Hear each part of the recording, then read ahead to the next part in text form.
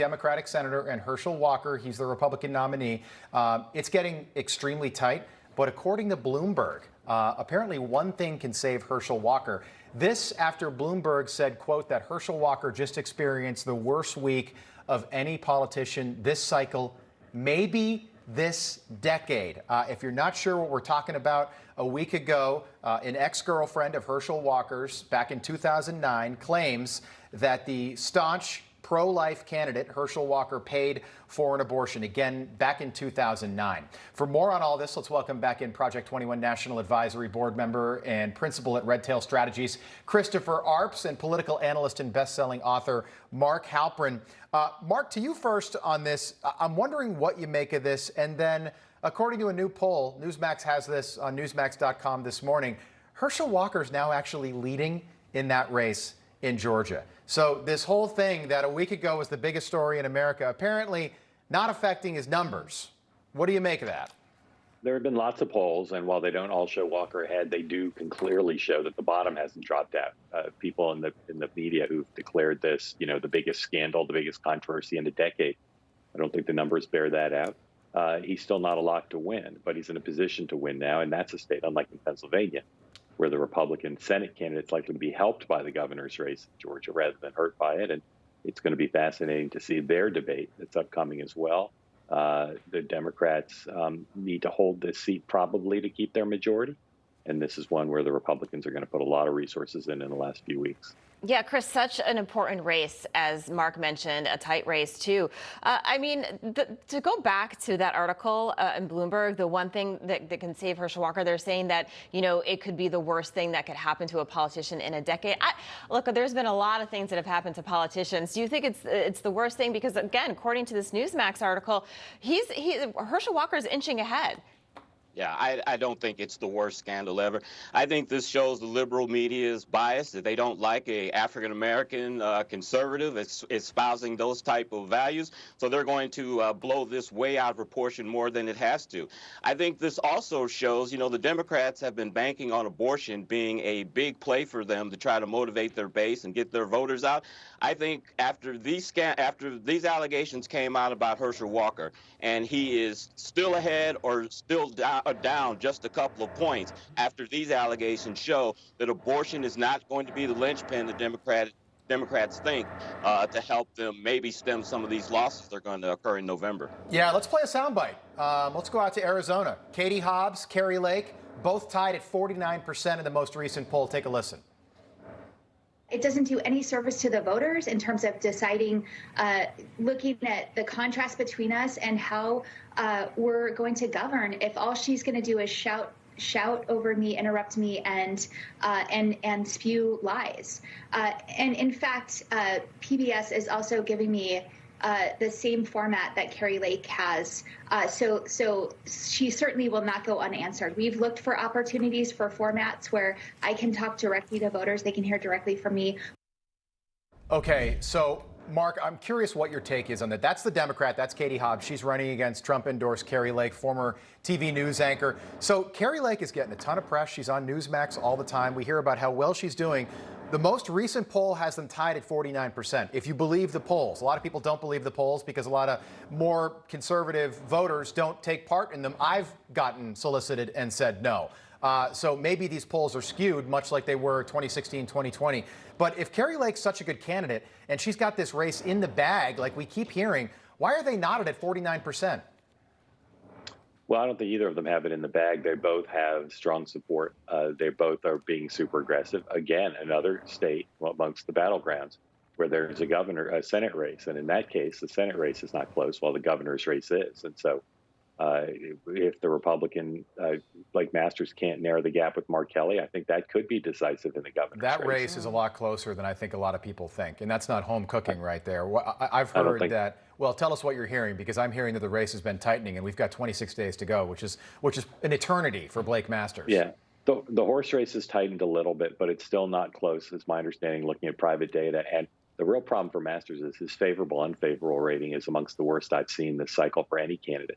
And so while he can narrow the gap in the horse race, I don't know that he can get all the way there unless he refines his image with the voters of Arizona. Yeah.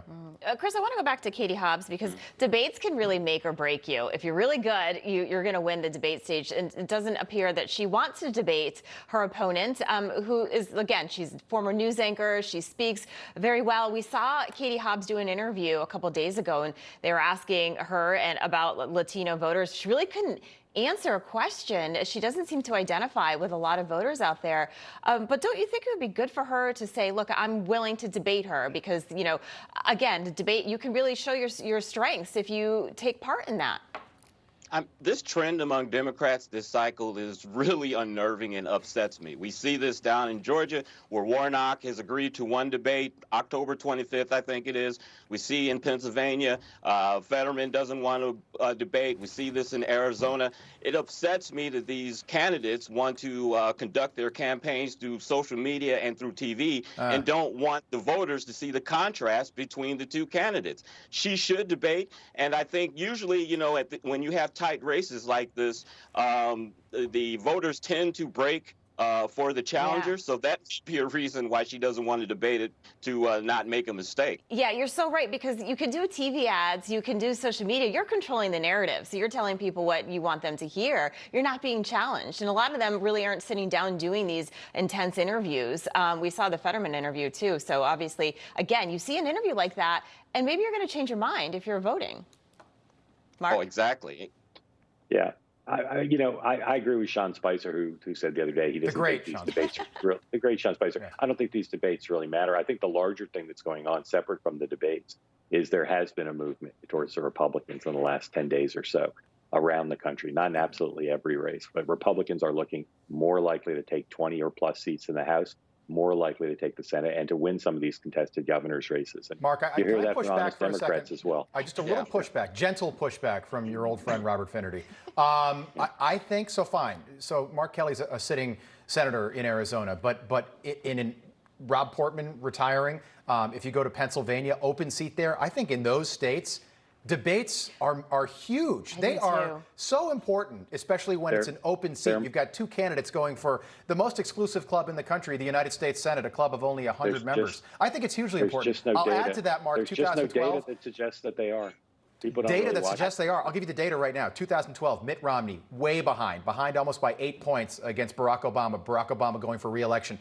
Mitt Romney, people forget this, smoked Barack Obama in the very first debate. They were almost tied in the straw polls after that debate. Sean and I agree. Debates matter in presidential races a lot because people watch them. They just don't watch them very much. The people who watch are people who local news. They do in local. Don't they in local, Allison? They do in local, though. And I think this year is so different than any other year. And I think people are really tuned into what's happening. This is a big year. So I think debates, it can make or break you. October 25th, that Fetterman-Oz debate will get presidential debate But the numbers. problem is people are already voting. Absentee ballots are out. Sean and I will wait by our cell phones for you guys to come back with any data. When did you and Sean Spicer get so close? Do you have a Spicer and Co mug though, Mark? Ooh, I do. We got to wake up America. I have a Spicer and Co mouse pad. All right, 30 seconds left. 30 seconds. We're going to stick to the clock. Chris, just a quick one. Politico had an article out about Joe Biden turning 80. He turns 80 well after the election. I think November the 20th is his birthday, so he'll be an octogenarian on November the 20th. And Politico says, don't expect a big blowout bash. The White House apparently saying this will be a very quiet birthday party. Chris, I say do the opposite. I always say do the opposite because the election's over. The midterms will have already happened. Blow it out. Have an absolute rager at the White House for your 80th. Why not? I don't know. I think just the idea of a birthday cake with an 80 on it or with a whole bunch of candles. You think people don't know his age? A good visual for the president. Yeah, I say blow it out. There is going to be a big blowout at the White House because, coincidence or not, they've scheduled the president's granddaughter's wedding at the White House for that week. So there's going to be a big party. It's going to be a big party, but he won't be the focus. Yes, maybe not. You have an invite, Mark? I think he does. Yeah, he's got reservations at the Old Ebbitt Grill. I'm catering. I'm running the dinner. Guys, we got to leave it there. We'll do this again top of the hour. Enjoyed it as always. Alex is back with us. She's got to look at what we're watching for as we get closer to the weekend. Alex, good morning.